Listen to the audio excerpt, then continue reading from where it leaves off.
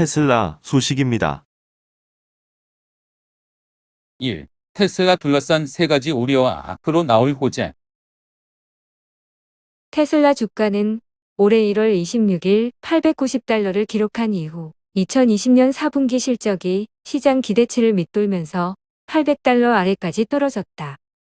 이후 중국 시장에서 판매 둔화 우려, 탄소 크레디트 매출 감소, 우려, 비트코인 논란 등이 겹치면서 600달러를 밑으로 내려왔다.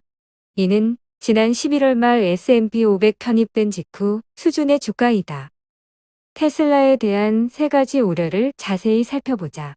먼저 중국 시장에 대한 우려는 2021년 초부터 제기되었다. 중국 정부는 정보 보안을 이유로 테슬라 차량의 군사지역 출입을 금지시켰다. 테슬라는 상하이에 데이터 센터를 설립하고 중국 밖으로 데이터가 나가지 않을 것임을 약속했지만 자율주행 기술은 자국업체를 중심으로 발전할 수밖에 없음을 보여주는 계기가 되었다. 지난 4월 21일에 개최된 상하이 모토쇼에 벌어진 브레이크 오작동 관련 시위에 대해 테슬라는 해당 소비자의 운행 데이터를 공개하면서 제품의 오작동이 아니라고 밝혔지만 오히려 중국 정부는 전기차에 대한 소비자 데이터 취득 및 공개를 제한하는 법령을 준비 중에 있다. 여기에 4월 판매가 부진했다. 4월 중국 판매는 25,845대로 3월 35,478대 대비 27% 감소했다. 그럼에도 테슬라가 중국에서 판매량이 급감하거나 중국 정부와 관계가 크게 틀어질 가능성은 낮다고 판단한다. 중국 전기차 업체의 기술은 아직 테슬라와 격차가 커서 리더 역할을 하는 테슬라가 필요하다.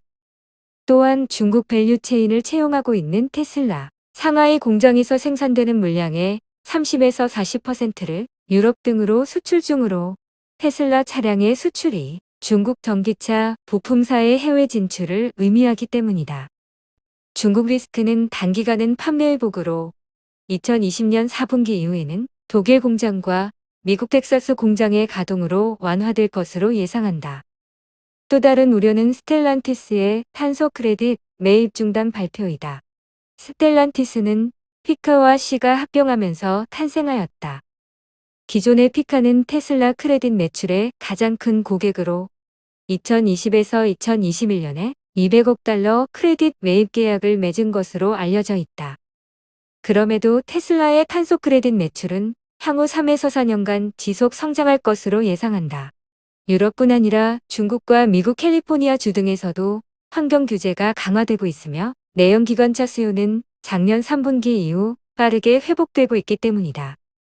금번 1분기의 글로벌 자동차 수요는 1921만 6천 대로 전년 동기 대비 18.7% 증가한 반면 2020년 유럽 시장에서 CO2 규제를 맞춘 기업은 C와 도요타뿐이다. 전기차 판매 대수가 충분해지기 전까지 더 많은 완성차 업체가 크레딧 매입이 필요해질 전망이다. 마지막으로 일론 머스크의 비트코인 관련 언급으로 테슬라의 주가는 코인의 시세에 따라 변동성이 확대되는 상황이다. 테슬라 주가 회복을 위해서는 하반기 이후 강력한 모멘텀이 필요하다. 첫 번째로 예상되는 모멘텀은 6에서 7월경에 캘리포니아 몬테레이 카운티의 메가팩 설비를 완공하는 것이다. 호주 남부 설비 이후 최대 규모이며 완공 시 에너지 사업부의 매출 고성장이 예상된다. 7월 말에는 AI 데이가 예정되어 있다. 2018년 오토노머스 데이 대비 얼마나 기술의 발전이 있었는지, 얼마나 소비자와 정책 당국의 신뢰를 얻을 수 있을지 관심이 모아지고 있다. 독일 브란덴부르크 경제부 장관에 따르면 테슬라 독일 공장은 늦여름 또는 초가을에 가동될 것이라고 언급한 바 있다. 테슬라는 독일 공장 완공 후 인도 또는 영국 공장에 또 다른 공장 건설을 계획할 것으로 예상되며 연말에는 미국 텍사스 공장도 가동될 예정이다. 사이버트럭 및 세미트럭 양산이 시작되면서 상용 전기차 시장의 개화를 견인할 전망이다. 북미 픽업트럭 시장은 연간 320만에서 350만 대 시장으로 미국 빅3사에게 수익의 원천이다.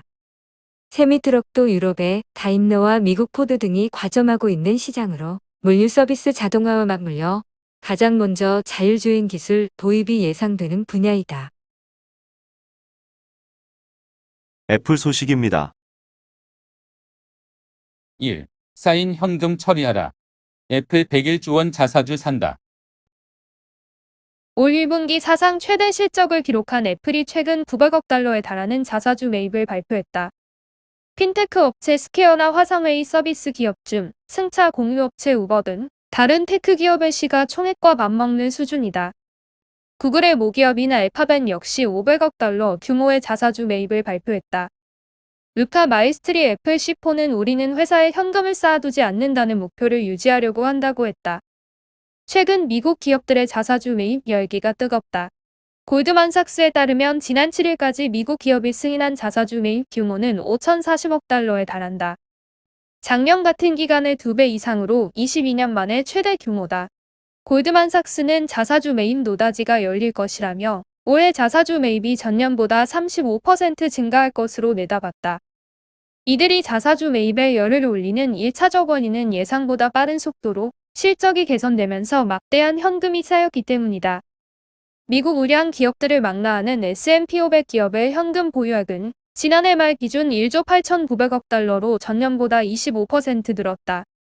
RBC 캐피털 마켓의 로리 칼바시나 주식 전략가는 미국 경제지 월스트리트 저널의 신종 코로나의 구름이 걷히고 낙관주의가 다시 나타나기 시작했다며 기업들이 자사주 매입에 다시 나서는 건 자연스러운 일이라고 했다.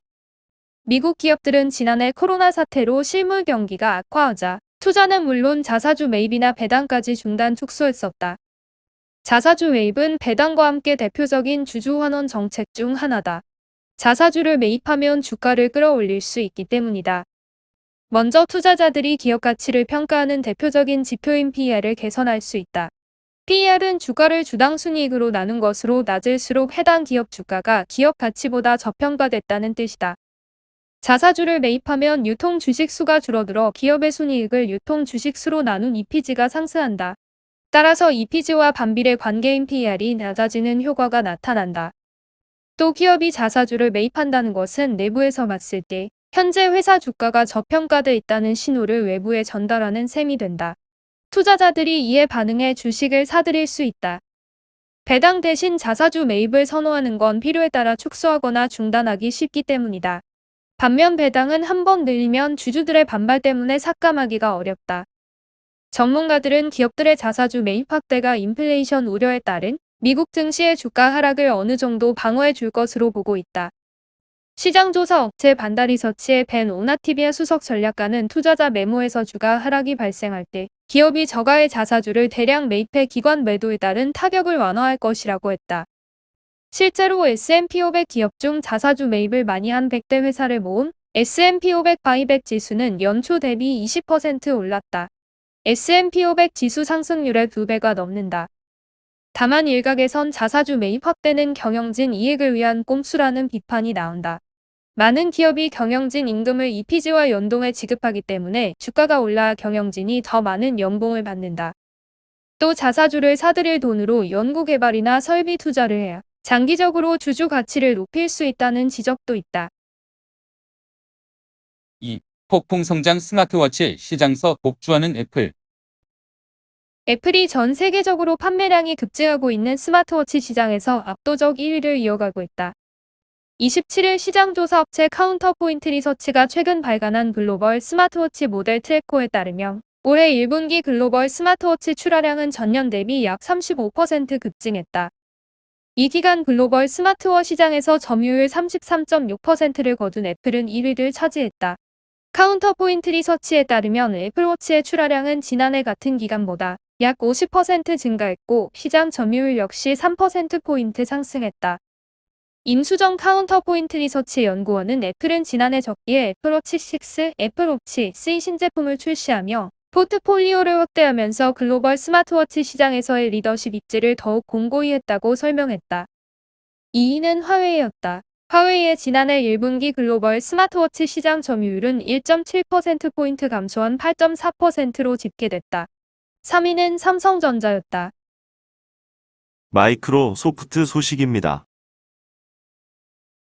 1. 윈도우 10보다 좋은 차세대 윈도우 발표 예정. 윈도우 10의 대규모 선밸리 업데이트는 마이크로소프트 CEO 사티아 나델라가 곧 출시될 예정이라고 발표한 차세대 윈도우의 주요 부분으로 보인다.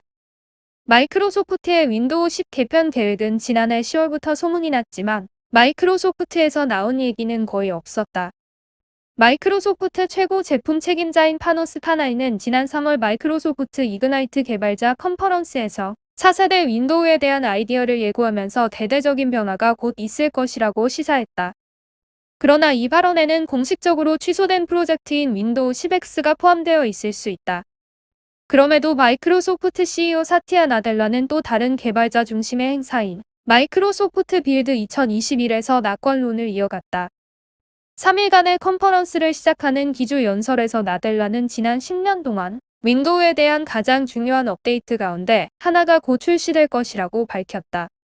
특히 나델라가 21H 선밸리 업데이트를 언급한 것으로 보이기에 이는 아주 중요한 발언이다. 지금까지 수많은 새로운 기능에 대한 소문이 있었지만 윈도우 10에 완전히 새로운 시대를 거론한 것은 아무것도 없었다. 그러나 이전 업데이트로 인해 눈에 띄는 변경 사항이 거의 없었기 때문에 선밸리가 가져올 수 있다고 보도된 수정 사항들조차도 중요하게 여겨질 수 있다. 21H 업데이트에서는 윈도우 12 마이크로소프트의 새로운 플루언트 UI 디자인 언어를 채택해 모서리가 둥글고 레이아웃이 더 단순해진다. 시스템 앱이 테마에 맞게 재설계되고 있으므로 새로운 버전의 파일 탐색기, 이메일, 캘린더 설정이 예상된다. 새로운 관리센터는 윈도우 10X의 영향이 가장 분명하게 드러나는 부분이다. 새로운 모양과 느낌은 전용 알림 영역에서 별도의 빠른 설정과 오디오 제어를 통해 혼란을 줄이는 것을 목표로 한다. 또한 엣지 브라우저 내에서 개별 탭을 지원하는 윈도우 10의 스냅 어시스트 기능을 통해 멀티태스킹이 개선될 것이다. 이제 외부 모니터와 연결 분리할 때도 배열을 기억한다. 선밸리 업데이트는 마우스 및 키보드 외의 입력 방법에 대한 기능을 추가할 것으로 보인다. 제스처는 화면상의 키보드를 사용자 지정하는 기능과 함께 윈도우 10의 태블릿 모드에 추가될 것이다. 다른 곳에서는 음성 및 펜 입력이 자체 메뉴로 보완되어 좀 더 직관적인 경험을 제공할 것이다. 수많은 다른 사소한 변경 사항이 소문으로 떠돌고 있지만 타임라인의 기기 간 동기화가 제거될 것으로 보인다. 즉, 동일한 계정으로 로그인한 여러 윈도우 10 PC에서 최근 탭과 기타 기록을 더 이상 사용할 수 없게 된다. 선밸리 업데이트는 수년 동안 윈도우에 가장 큰 변화를 가져올 것으로 보이지만 차세대로 분류하기에는 충분하지 않다. 앞서 언급한 기능은 주로 UI 조정이며 현재 레이아웃에 익숙한 사용자라면 큰 학습 곡선은 없을 것이다. 그럼에도 불구하고 최근 수년 동안 실제로 변경되지 않은 윈도우 10 경험을 현대화할 수 있기를 바란다. 현재 예측에 따르면 선밸리 업데이트가 2021년 10월에 출시될 것으로 예상되지만 전체 출시에는 몇 주가 걸릴 것으로 보인다. 아마존 소식입니다. 1. 아마존 제복 만들고 우주 정복하러 떠나는 베이조스. 제프 베이조스 아마존 최고 경영자가 7월 5일 자리에서 물러난다. 실리콘밸리의 IT 혁명의 미래를 걸고 1994년 7월 5일 아마존닷컴을 창립한 지 정확히 27년 되는 날이다.